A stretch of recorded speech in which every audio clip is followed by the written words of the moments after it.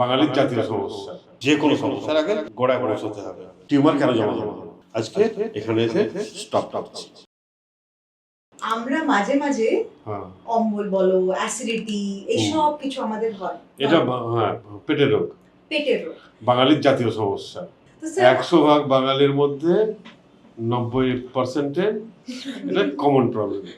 অনেকেই জানেন এটাকে কি বলা হয়। মানে আমরা বলি পেটের রোগ, কিন্তু পেটের রোগের ভেতরে অনেক কিছু দেখ কি বলা হয় না বলা হয় সেগুলোর এই যে মেডিকেল টার্ম, এগুলো হাজার রকম টার্ম থাকতে পারে, ঠিক আছে? এক এক জায়গায় এক এক রকম টার্ম বলে, এক একটা প্রসেসে ধরো অ্যালোপ্যাথিতে বা মডার্ন মেডিসিনে একরকম বলবে, ও হোমিওপ্যাথিতে একরকম বলবে, আয়ুর্বেদে একরকম বলবে, তো টার্ম আলাদা থাকতে পারে। টার্ম নিয়ে গল্প নেই, সমস্যা নিয়ে আলোচনা কর। এক হচ্ছে অ্যাসিডিটি, হ্যাঁ, অ্যাসিডিটি মানে গ্যাস অম্বল হচ্ছে বেশি।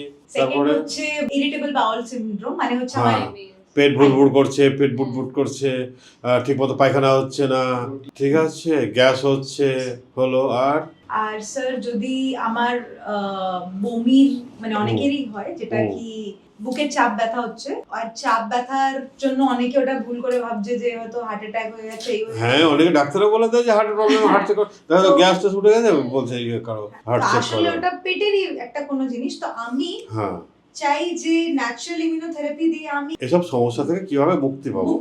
আগে সমস্যার গোড়ায় যেতে হবে, সমস্যাকে বুঝতে হবে আগে তো সমস্যাটা কোথায়, তাহলে আমি সমস্যার সমাধান করতে পারবো, নাহলে পারবো না। যে সমস্যাই হোক না কেন, সে পেটের সমস্যা হোক, কারোর সাথে প্রেম করার সমস্যা হোক, কি হয়তো ট্রেন ঠিকঠাক মতো চলছে না তার সমস্যা হোক, বা মোবাইল চলছে না ঠিক মতো, একটু যেমন ক্যামেরা চলছে না, সমস্যার রুটে যেতে হবে। যে কোনো সমস্যার আগে গোড়ায় পৌঁছতে হবে।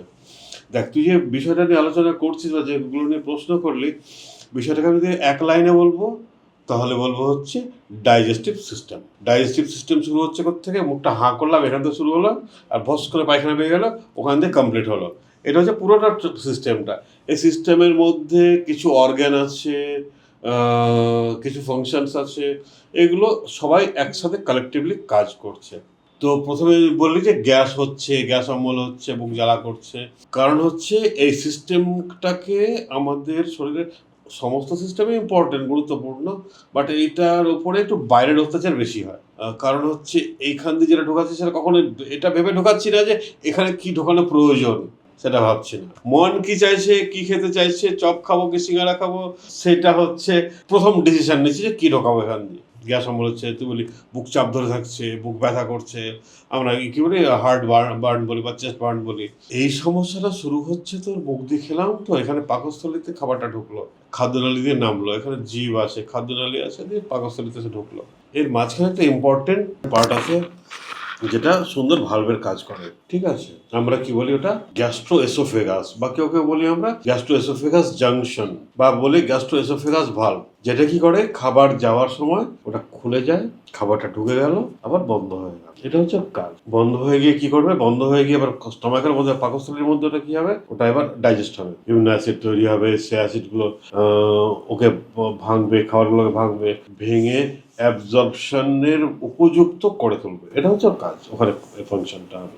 এইবার এই যে গ্যাস্ট্রোএসোফেগাস জাংশনটা বা গ্যাস্ট্রোএসোফেগাসের ভালভটা বা গ্যাস্ট্রোএসোফেগাস আছে, সেটা যদি ঠিকঠাক মতো ক্লোজ না হয়, বন্ধ না হয়, তাহলে কি হবে, ভেতরে যে ডাইজেস্টিভ প্রসেস চলছে সেই প্রসেসে তৈরি হওয়া গ্যাস বা তৈরি হওয়া অ্যাসিডটা কি হবে, এটা আবার ফেরত আসবে। এটাকে আমরা কি বলি, গ্যাস্ট্রোএসোফেগাস রিফ্লাক্স। আমি এমন বহু পেশেন্ট দেখেছি যারা গ্যাস্ট্রোএসোফেগাস রিফ্লাক্স ডিজিজ GERD নিয়ে এসছে, তার 100% সিমটম আছে, গ্যাস্ট্রোএসোফেগাসের প্রবলেম নিয়ে আসছে। কোনো ডাক্তার বলেছে হার্টের সমস্যা হয়েছে, কোনো ডাক্তার বলছে না লিভারে ফ্যাট জমে গেছে, ওই জন্য এরকম গ্যাস অম্বল এত বেশি হচ্ছে। লিভারেও ফ্যাট জমেনি, হার্টেরও প্রবলেম হয়নি। অ্যাকচুয়ালি যে ভালভটা ঠিকমতো ফাংশন করছে না, ঠিকমতো কাজ করছে না, ফলে ঠিকমতো বন্ধ না হলে কি হবে, ওই গ্যাস অম্বলটা আবার ফেরত চলে আসবে। এই যে ভিডিওটা করছি না, ভিডিওটা প্রচুর মানুষের প্রয়োজন লাগবে, কাজে লাগবে ব্যাপারটাকে বুঝতে। তো এইভাবে কি হবে, এবার ফেরত আসবে। ফেরত আসলে কি হবে, দেখ আমাদের যে স্টমাকটা না, স্টমাকের বেশ কয়েকটা লেয়ার আছে, যে লেয়ারের ভেতরে ডাইজেস্টিং প্রসেসটা চলে এবং প্রসেসের যে গ্যাস বা অ্যাসিড তৈরি হয়, সেই লেয়ারকে বা স্টমাককে ড্যামেজ করে না। এবার সেই গ্যাস বা অ্যাসিড যখন এখানে খাদ্যনালীতে চলে এসছে, খাদ্যনালীর মধ্যে সেই লেয়ারগুলো নেই যেগুলোকে অ্যাসিডকে প্রোটেক্ট করতে পারবে বা অ্যাসিড এলে সেগুলোকে থামতে পারবে। ফলে কি হয়, যখন ওই গ্যাস বা অ্যাসিডটা বেরিয়ে আসে না, তখন আমাদের গলা বুক জ্বালা করে মানে খাদ্যনালীকে সেই অ্যাসিডটা এসে ড্যামেজ করে, এবং ড্যামেজ করতে করতে আমরা একটা পর্যায়ে পৌঁছায় যে কোনো কিছু খেলেই গলা বুক জ্বালা করে, মানে খাবার যে নামবে জলটুকু নামতে জ্বালা পোড়া, সে অ্যাসিড এসে ওই খাদ্যনালীকে এতটা ড্যামেজ করেছে।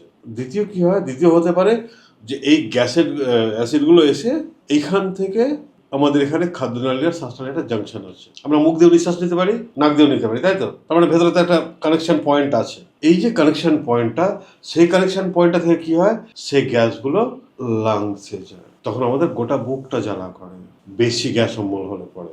তো গ্যাস অম্বল কেন হলো? ভালভটা ঠিক মতো ফাংশন করছে না বলে গ্যাসটা অ্যাসিডটা রিটার্ন আসছে, ফেরত আসছে। আমরা কি করি, আমরা দেখা গেলো ডান দিকে শুয়ে আছি, হঠাৎ করে রাত্রে দেখলাম অম্বল হলো, হয় না অনেক সময়? গ্যাস অম্বল, আমরা জেগে উঠলাম, সঙ্গে সঙ্গে উঠে কি করি, সবার আগে কি করি, জল খাই, অনেকেই করে, মাঝরাত্রে উঠে করে।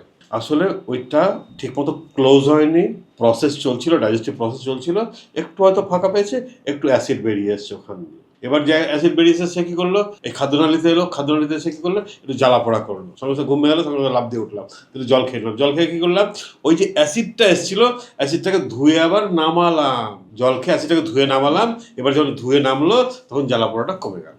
এবার নেক্সট পয়েন্টে আসি, ওই যে ভালভটাই বলি বা জাংশন বলি বা যাই বলি না কেন, যে ওইটা ঠিকঠাক ফাংশন করছে না কেন, এটা বলার আগে আরেকটা ছোট্ট জিনিস বলে নেই। এই সমস্যাটা বাড়তে বাড়তে এমন একটা পর্যায়ে পৌঁছায় না, যখন ওই ভালভটা যখন খোলা ছিল, আমি কি বললাম, খোলা ছিল মানে রিটার্ন আসছিল, এটা দীর্ঘদিন খোলা আছে, 1 বছর 1.5 বছর, কিছুদের সমস্যার সমাধান হচ্ছে না, তখন কি করে ব্রেন ডিসিশন নেয়, একে আস্তে আস্তে পার্মানেন্টলি ক্লোজ করে দাও। যখন পার্মানেন্টলি ক্লোজ হয়ে যাবে তখন কি হবে, বলো স্যার খাবার খাচ্ছি, এখানে এসে আটকে যাচ্ছে, খাবার নামছে না, বুকে থাবা দিচ্ছি, জল খাচ্ছি, জল খেয়ে তারপর খাবার নামাচ্ছি, মানে কি, ওটা আস্তে আস্তে ক্লোজ হয়ে আসছে, ক্লোজ হয়ে আসলে পরে খাবার ঠিক মতো নামতে চাইবে না, গলা বুকে আটকে যাচ্ছে খাবার, তো মানে ভালটা ঠিক মতো কাজ করছে না, আস্তে আস্তে ক্লোজ হয়ে আসছে।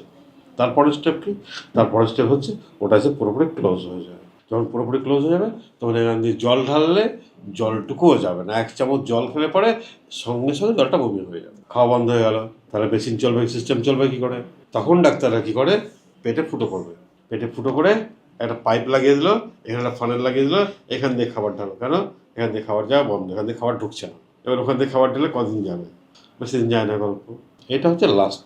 এবারে সেটা সমস্যা কেন হয়, গ্যাস্ট্রোএসোফেগাস যে জাংশনটা, সেখানে কি হয়, সেখানে টিউমার তৈরি হয় ওর চারপাশ দিয়ে। আমাদের ডাক্তারবাবুরা কী করে, বা নর্মাল প্রসেসে কী করে, ক্যামেরা ভরে দেয়, ক্যামেরা ভরে দেয়, না কিছু দেখতে পাচ্ছি না, কিছু দেখা যাচ্ছে না। অ্যাকচুয়ালি খাদ্যনালীর ভেতরে কোনো সমস্যা হয় না, বা জাংশনের ভেতরে কোনো সমস্যা না, সমস্যা বাইরে দিয়ে টিউমার তৈরি হয়, পুরো রাউন্ড করে সার্কেল করে। অনেকে কী করে, অনেকে এসে স্টেন্ট বসিয়ে দেয়, ওখানে একটা পাইপ ঢুকিয়ে দিল, যে ওটা যে খুলছিল বন্ধ হচ্ছিল ওটা আর বন্ধ হবে না, কন্টিনিউ খোলা থাকলে কী হবে, অ্যাটলিস্ট খাবারটা যাবে, কিন্তু যেহেতু বন্ধ হচ্ছে না ফলে রিফ্লাক্সটাও হবে। এটা টেম্পোরারি একটা অপশন, কিছুদিন খাবারটা খাওয়ানোর মতো।